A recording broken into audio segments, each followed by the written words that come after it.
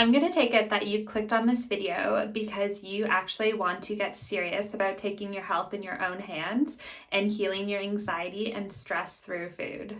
You want to learn how to treat the underlying causes of anxiety and the stress that you're dealing with day in and day out without turning to a band-aid or a medication. And it's really time for you to take back the ownership of your own health in that sense. Listen, the food that you eat day in and day out can really work either for you or against you.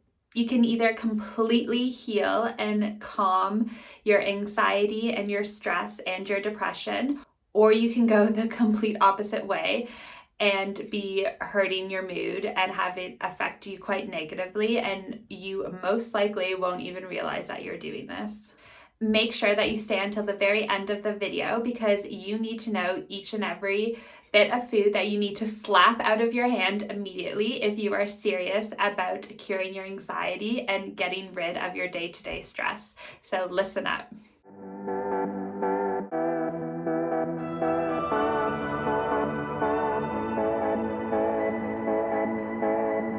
If you've experienced anxiety and high levels of stress in your day-to-day, which I'm guessing you have if you're watching this video, let's be honest, know how all-encompassing and consuming it can be and how it can hinder the simplest things. It can be so frustrating when you feel like you don't have answers and it feels like it's completely out of your control. You're left turning to doctors and turning to medication that may or may not be helping you, and you're just not feeling like yourself and like your best. And I completely get that, and that is exactly why I'm going to go over all the foods that you should start to be experimenting and seeing if it helps you when you remove them and avoid them from your diet. You should definitely have a pen at hand because you need to be writing all of these down.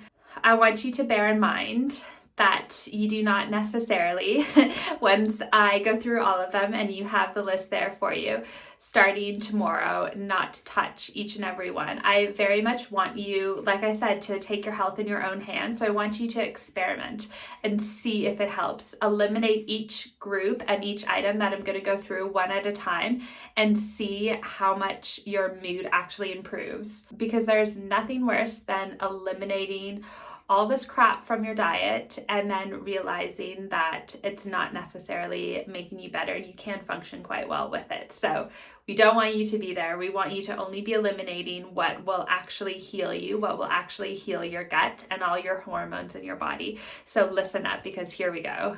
What I've noticed with working with my own clients on this issue is that the most effective thing that you can rip out of your diet right now is going to be gluten. Gluten is wheat, and it can be found in so many products and so many items that you're eating that you don't even realize. So if you're thinking, well, I don't even eat that much gluten, I don't eat that much bread, I want to shake that up with you and get you to start looking at the ingredients of what you're actually eating, because most likely you will think, holy shit, that has gluten in it.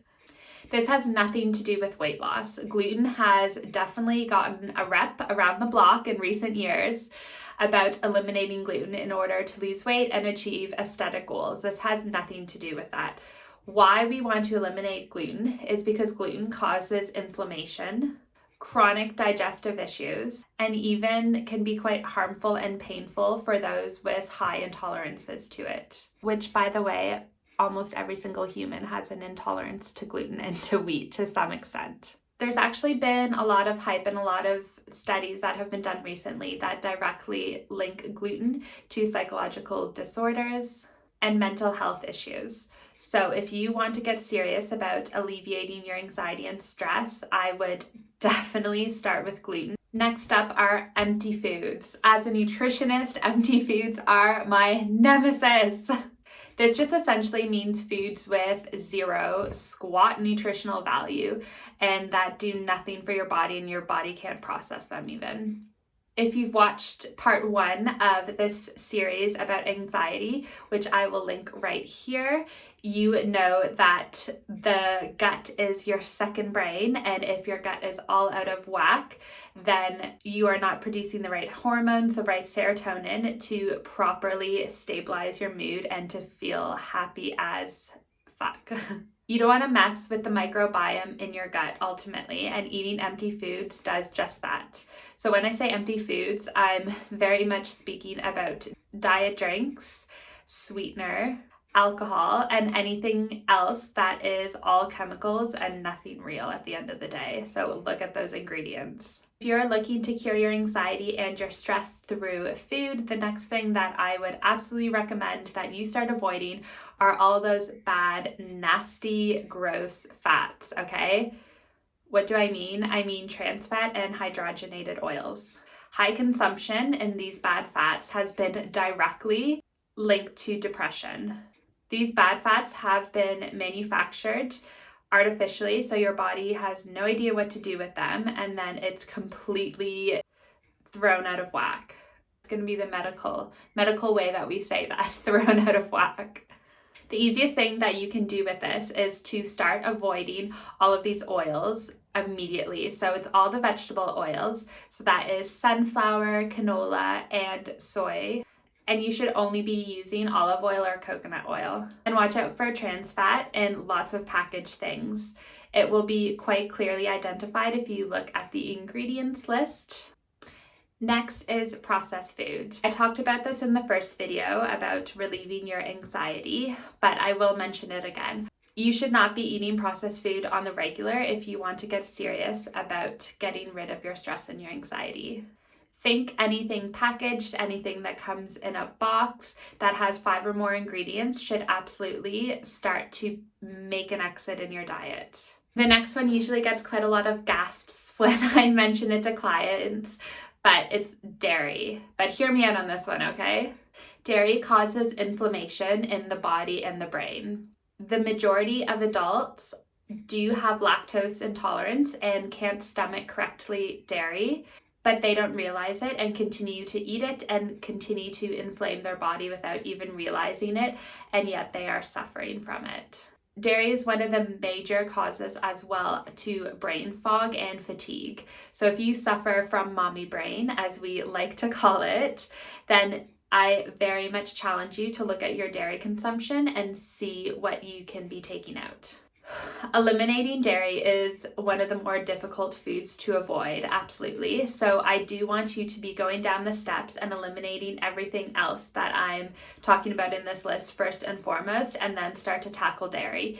Even if you just decrease your consumption, it still matters. It still absolutely can have positive effects for your anxiety.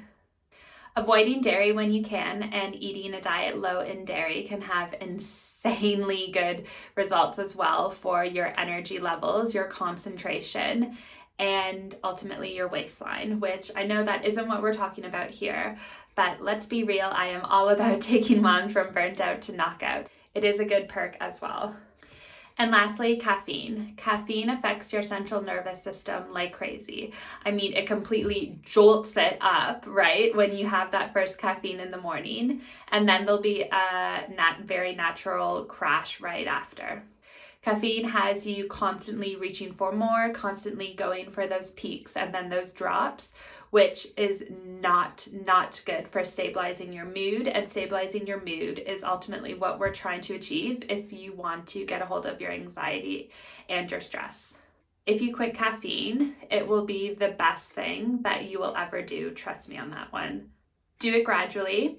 And I would recommend upping your intake of vitamin B12 because it is just as effective for giving you that little zap of energy that you're after when you drink caffeine. There you have it, the 6 foods that you should eliminate immediately, gradually but immediately, if you want to get serious with curing your anxiety, stress, and depression and getting a hold of that.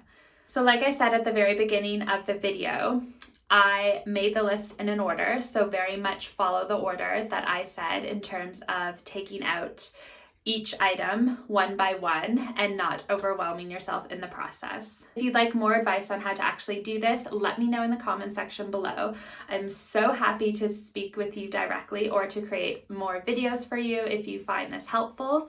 And please share this with anyone who you know would definitely benefit from this and who struggles with anxiety and stress as well. Make sure that you subscribe to my channel. I release new videos every Thursday at 7 p.m. UK time, and I am all about taking moms from burnt out to knockout. So I will leave you with that, and I will see you in the next video.